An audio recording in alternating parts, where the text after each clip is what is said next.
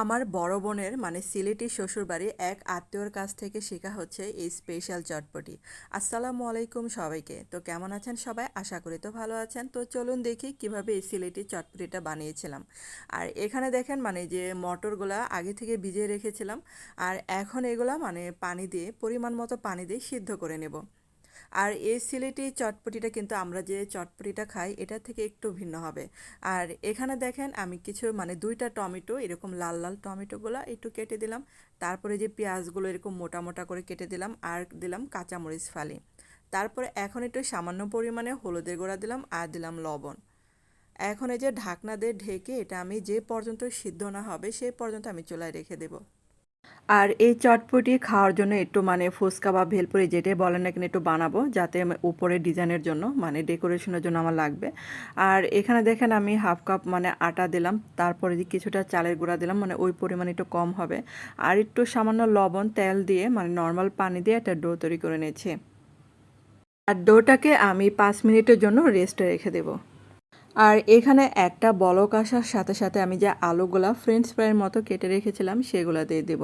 আর এটা কিন্তু আমি প্রথমে দিতে পারতাম, কিন্তু প্রথমে আমি একটু ভুলে গিয়েছিলাম, তার জন্য মনে ছিল না। আর এখন এই যে একটা বলক আসার সাথে সাথে দিয়ে দিলাম এখানে। তারপর দেখেন এখানে আমি যে তেঁতুল টক বানাবো তার জন্য তেঁতুলের কাঠ নিয়েছি, মরিচের গুঁড়া দিলাম, ভাজা জিরা গুঁড়া দিলাম, আর এখানে যে কিছুটা বিট লবণ দিব আর লবণ দিলাম, তার মধ্যে চিনি দিব এখানে। এখানে 2 চা চামচ আমি চিনি দিয়েছি, আর চিনি দিয়ে ভালো করে মিশিয়ে নিতে হবে।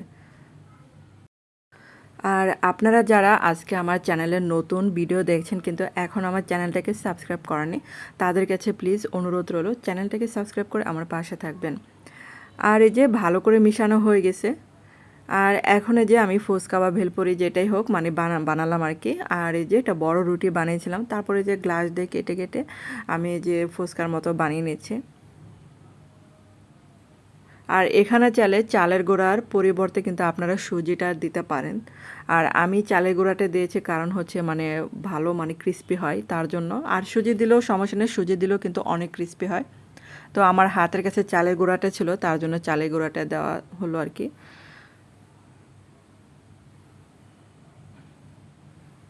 আর এখন এই যে এগুলো একটু তেলে ভেজে নেব। আর এই চালের গুঁড়াটা দেওয়াতে অনেকক্ষণ মানে মচমচা থাকবে আর ক্রিস্পি মানে অনেক ক্রিস্পি হয়। আর এই সিলেটের চটপটির মানে রেসিপিটা হচ্ছে আমার বড় বোন যখন তার মানে শ্বশুরবাড়িতে বেড়াতে গিয়েছিল তখন দেখেছিল যে এক আত্মীয় মানে এরকম করে চটপটি বানিয়ে তাকে মানে খাওয়াইছিল। তো তখন থেকে তার এত ভালো লেগেছিল, তো এই রেসিপিটা মানে আমার কাছে শেয়ার করলো, তো আমি আপনাদের কাছে শেয়ার করলাম এই মজার চটপটিটা। কারণ আমরা নর্মালি যেরকম চটপটি খাই এটা কিন্তু একটু ভিন্ন হয়, তার জন্য মানে আপনারা অবশ্যই বানিয়ে খেতে পারেন এই চটপটিটা। আর যাদের ঘরে রেডিমেড ফুচকা আছে মানে তাদের আর ফুচকা বানানোর ঝামেলার দরকার নেই, ঝটপট করে বানিয়ে পরিবেশন করতে পারেন। তো এই যে দেখেন আমার মানে হলো আর কি, কোনো মতো মানে ভেঙেই দিব এগুলা, তার জন্য মানে আঁকা বাঁকা যেরমই হোক মানে হয়েছে আর কি। আর দেখেন কয়েকটা ভেলপুরি হয়েছে, কয়েকটা ফুচকা হয়ে গেছে আমার, এরকম আর কি অবস্থা। আর এই যে আমার মানে মটরগুলা কিন্তু সিদ্ধ হয়ে গেছে, আর একটু যেরকম ঝোলা ঝোলা থাকবে, আর চামিচ দিয়ে কিন্তু ভালো করে ম্যাশ করতে হবে। আর ম্যাশ করাতে পেঁয়াজ তারপরে আলু টমেটো এগুলো কিন্তু সুন্দরভাবে গলা গলা মানে গলে গলে অবস্থায় থাকবে। আর চামিচ দিয়ে একটু এরকম করে ম্যাশ করে নিতে পারেন। আর মটরগুলা কিন্তু একদমই মানে এত মানে গোলায় ফেলবেন না, একটু মানে থাকবে আর কি আস্তে আস্তে। আর এখানে 1 টেবিল চামচ ভাজা জিরা গুঁড়া দিলাম, পরে 1 টেবিল চামচ চিলি ফ্লেক্স দিলাম। আর এখন এই যে কিছুটা বিট লবণ দিব। তো আপনাদের কাছে রেডিমেড মানে যে চটপটির মশলা থাকলে সেটা সরাসরি দিতে পারেন এখানে। আর আমি যে মিশিয়ে নিচ্ছি, তো আমার হাতের কাছে রেডিমেড চটপটি মশলাটা ছিল না, তার জন্য আমার হাতে বানানো চটপটি মশলাটাই দিলাম এখানে। আর এখানে আবার এই যে 1 টেবিল চামচ মানে চাট মশলা সেটা ছিল ঘরে, তো এটাও দিয়ে দিলাম এখানে। আর এখন এই যে এটার উপরে পরিবেশন করলাম হচ্ছে শসা কুচি দিলাম, তারপরে কিছুটা পেঁয়াজ কুচি দিলাম, কাঁচা পেঁয়াজ কুচি, পরে কাঁচা মরিচ কুচি দিলাম।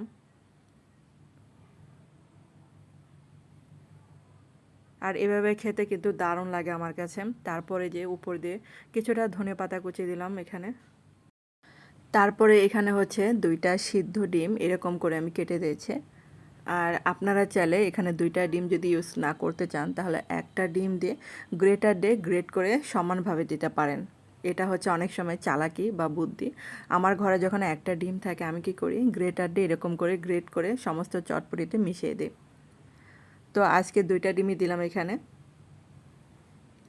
আর এখন দেখেন ফুচকাগুলা যে কি মচমচা হয়েছিল, দেখেন একদম গুঁড়ো গুঁড়ো হয়ে গেছে, মানে ধরার সাথে সাথে গুঁড়ো গুঁড়ো হয়ে গেছে। তো আমার আঁকা বাঁকা ফুচকাগুলো কিন্তু বেস্ট হয়েছিল।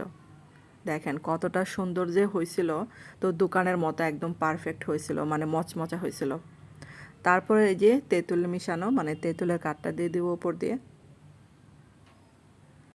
আপনারা তো বাসায় সবসময় যে রেগুলার চটপটিটা খাই সেটা তো খানই।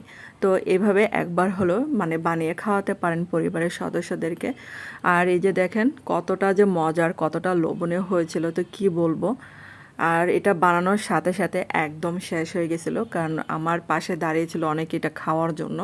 কারণ সিলেটি চটপটি বলে কথা, একটু ইউনিক স্টাইলে। তো আপনাদের কাছে কেমন লাগলো বন্ধুরা, অবশ্যই কিন্তু কমেন্ট করে জানাবেন আমাকে।